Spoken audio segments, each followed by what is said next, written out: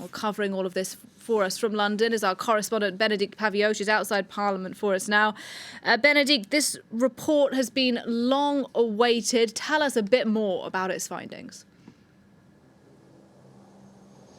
So we can finally say that the waiting game for the Sugre report is over. It was published a short while ago, and I can tell you that Boris Johnson has just arrived in Parliament, or at least in the building, and he will be standing up at 3:30 London time, making a statement to the House about the findings of this pared down, scaled down, some say watered down, others say redacted, Sugre report. It's 12 pages long.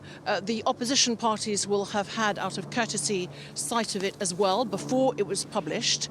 And yes, it talks about failures of leadership, failures of judgment, the fact that there was an excessive consumption of alcohol in a professional workplace, the fact that the Downing Street garden was used as an extension of the office when it should not have been in that way, that there is significant learning that must be addressed immediately across government.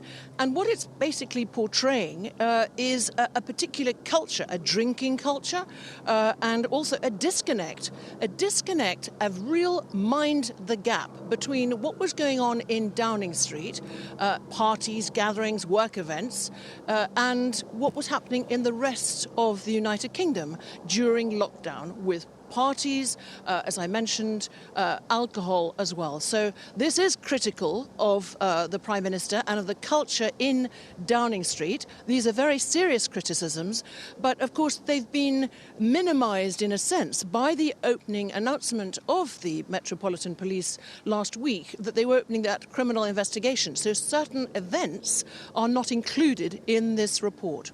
And Bénédicte, Boris Johnson is to speak in the House of Commons relatively shortly. He'll be hoping to persuade MPs that actually he should keep his job despite all of this. Yes, the Prime Minister will continue to reject any further calls from the opposition. We've seen some, certainly privately, and a few publicly from his own Conservative benches. And he will say, I'm getting on with the job, i.e., for example, I understand he's going to be talking to President Putin later on about the tensions between Ukraine and Russia and the fears there. So that on the international stage, as well as on the national stage, which we've just had early this morning, a whole blitz of policies and bills that have been announced that are going to be going through Parliament, that he's very much on the case and on the job. But I think we can expect a further apology from him. But many of his MPs, and that is the thing to watch for, have said for weeks now, months, that they were waiting for Sugre, this top civil servant's report. It has to be said, she's independent-minded, but it's not an independent inquiry. Her boss is Boris Johnson.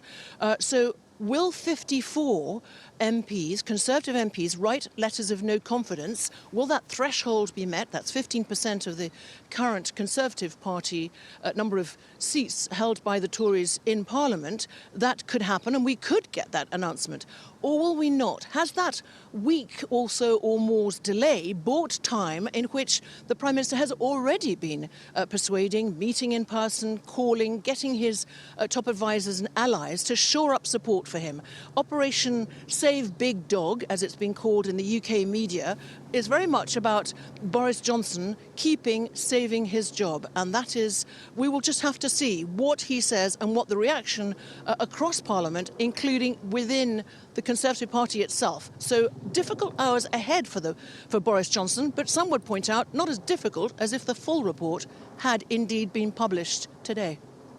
Bénédicte Paviot for us there in London. Thanks very much indeed for your reporting. We're waiting to hear from the British Prime Minister, and we'll bring you that as soon as we do.